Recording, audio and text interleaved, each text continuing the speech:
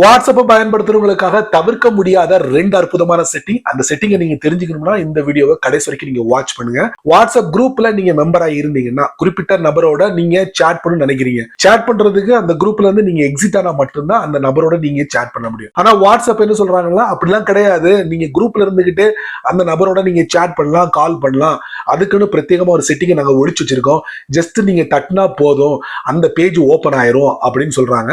அந்த தட்டக்கூடிய இடம் எது நான் உங்களுக்கு இந்த வீடியோல காட்டுறேன், தெரிஞ்சுக்கோங்க. வாட்ஸ்அப்பை யூஸ் பண்ணும் நண்பர்களே, உங்க வாட்ஸ்அப்ல ஏதாவது ஒரு குரூப்ல மெம்பரா இருப்பீங்க, அப்படிதானே? அப்படி இருக்கும்போது அங்க நிறைய பேர் இருப்பாங்க. குறிப்பிட்ட நபரோட நீங்க சேட் பண்ணணும். சேட் பண்ணா இருந்தா வாட்ஸ்அப் குரூப்ல இருந்து எக்ஸிட் ஆகணும். ஆனா வாட்ஸ்அப் என்ன சொல்றாங்கன்னா, இனி அப்படிலாம் நீங்க எக்ஸிட் ஆக வேண்டாம். அந்த நபரோட நீங்க ஃபாஸ்டா சேட் பண்ணலாம், கால் பண்ணலாம். எப்படி?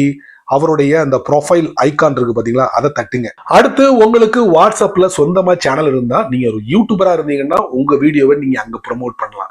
நீங்க இன்ஸ்டாகிராம்ல ரீல்ஸ் வீடியோ போடக்கூடிய நபரா இருந்தீங்கன்னா அந்த வீடியோவை உங்க சேனல்ல நீங்க ப்ரமோட் பண்ணலாம்.